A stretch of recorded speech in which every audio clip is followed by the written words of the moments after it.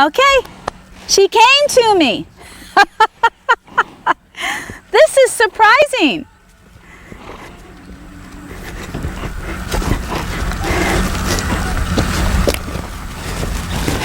Good girl. Come here. Come on. Come on. Come on. Come on. Alrighty.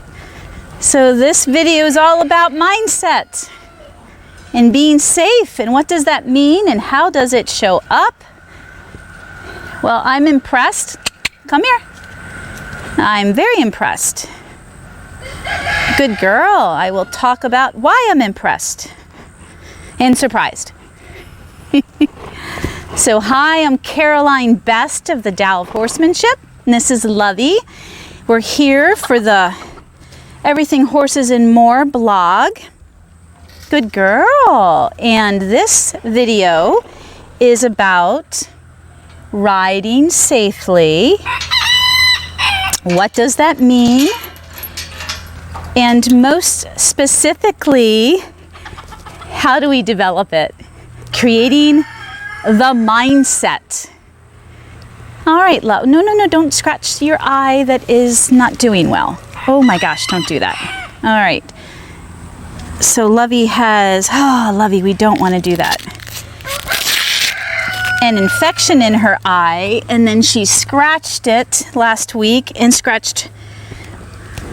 and gave herself an ulcer, so the camera can see how cloudy her right eye is.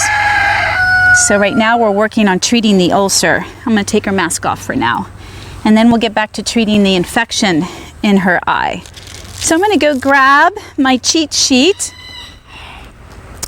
That's going to help me stay on track.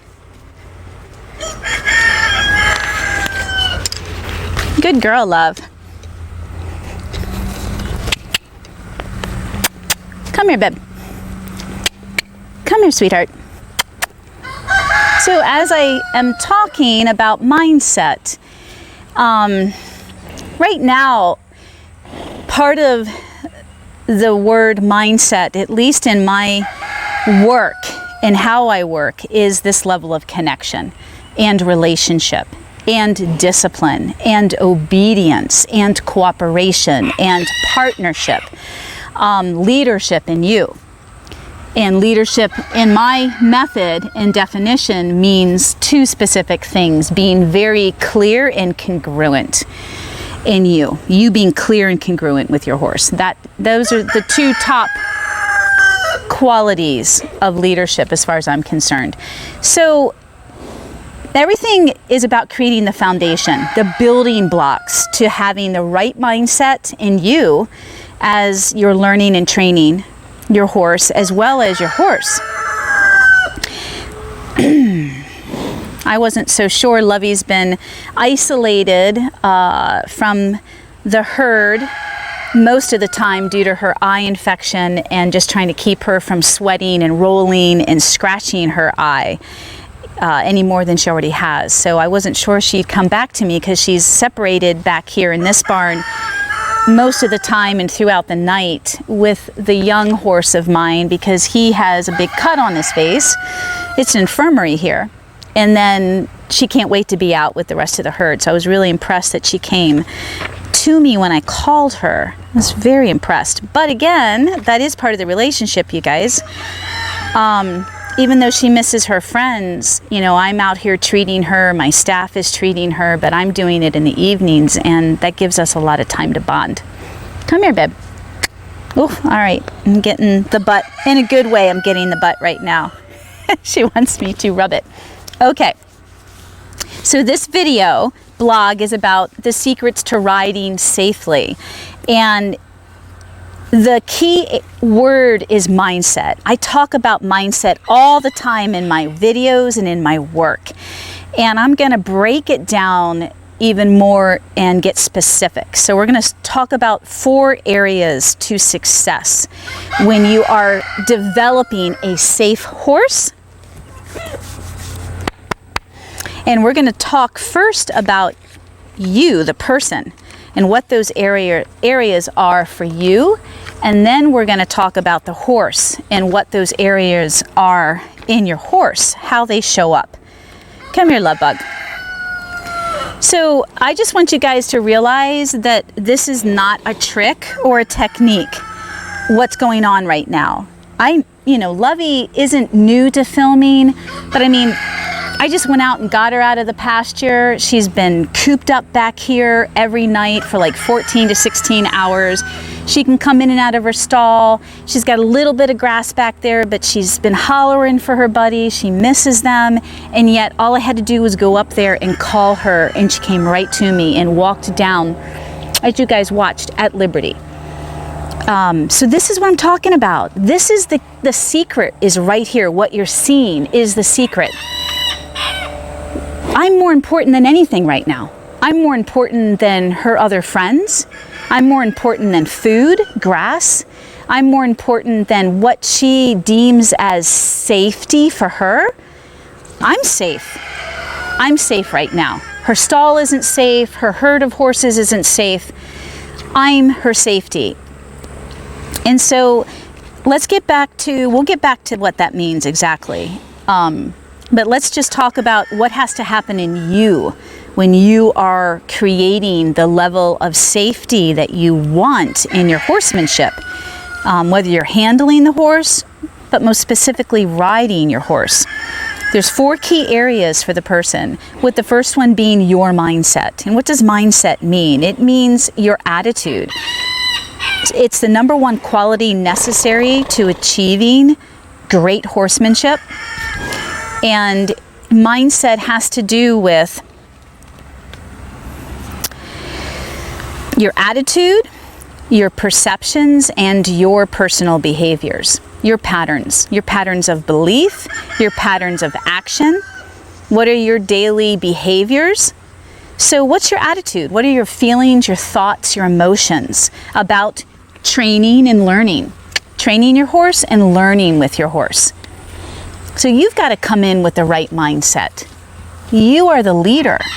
If you're not clear and congruent and you don't show up the way your horse needs you to show up as a learner, as a student, as well as a teacher, especially if you're going to learn my method and you choose to learn it through the online training courses, you're basically taking a course to teach yourself how to work this way with your horse. So you are a student as well as becoming a teacher for your horse. What's going on between Lovey and I is really important. So this is part of our bonding. So yes, I want her to stand here with me and stay, but it's our relationship. And I'll get back to that key word, relationship. That's going to be a magic word for you guys when I talk about the horse. But right now I want to talk about you and your mindset. Second key area for the person is your skill set. You guys have got to develop positive results. You've got to learn how to train your horse. This isn't magic, you guys. This doesn't happen overnight, success or safety with your horse. You have to develop it. And that's why you don't see it very often with horses. That's why you see so many accidents and people have to ride with helmets. The level of education and training really sucks. It sucks. It just makes me get so hot and passionate, and not in a good way. I mean, I'm a professional and I see so many people hanging their hats out saying that they're horse trainers because they've trained 1 horse or 10 horses. And it doesn't mean anything. And when you train a horse, you better, as a professional, you know damn well what that means from start to finish, including any problems, behavioral challenges, background experiences for the horse, previous training, previous education, good, bad, and the ugly. You've got to train that horse from start to finish. Just because you've handled horses and they lead well and they go in a trailer and you can take them out on a trail doesn't mean that that horse is well-rounded. And it doesn't mean that you're going to be safe on that horse, because who knows? You got to be safe when shit hits the fan, when anything unexpected comes out. You can't prepare for all those things. You can't prepare via experience all the time, but you can prepare the mindset. That's the key word. You can prepare the relationship and the mindset so that if a tree falls right now, Lovey and I have enough of a relationship. This horse cares about me enough that she's not going to drop and spin and run me over to get out of the way. And I've had those things happen. Too bad I didn't have a camera on me. I've had all those things happen. I've been trail riding. I've been giving lessons up north, and big branches have fallen, and the horse is so connected to me. And this is my student's horse that I have spent a lot of time with. Long distance though. Not meaning the horse didn't come for 30, 60 days of training with me. I'm flying up there to see this horse every so many months and to work with the horse and its owner. So the point I'm making is that horse was so engrossed in paying 100% attention to me that 10-foot long tree branch that was about this wide and came crashing down didn't even startle this horse. And we were cantering. We were loping. That horse was so connected. So you need skills, you guys, and you need foundational skills. You need building blocks. Because if you don't have a curriculum to follow or building blocks, there's going to be holes in your foundation. And that's number one. And number two is, how are you going to backtrack? If you're just taking something from me and taking something from someone else and from someone else and from someone else and trying to piece it all together, you're going to have holes. We as professional trainers have a method. We follow our own method or somebody else's. And it's easy, number two, it's easy for us to go back and backtrack. So when you have building blocks, that means, oh my gosh, I did X, Y, and Z steps of this exercise today, and it didn't go as well as yesterday.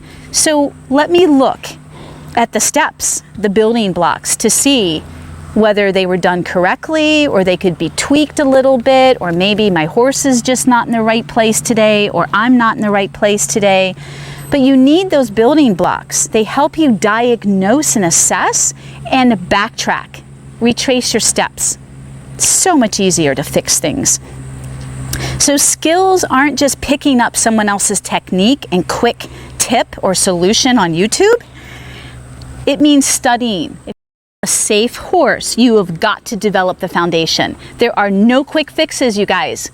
No quick fixes. The third's going to be consistency.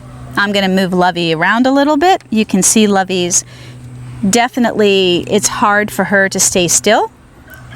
Right now it is. If we do a little bit of work, it helps to calm her. So third's consistency. Consistency with your horse helps to shape behavior. And that's the problem too. Most people don't put the time in that's needed. And I'm not saying you have to work your horse, work them hard 7 days a week. No trainer should do that. What I'm talking about is not just the quality of what you're doing, but the consistency.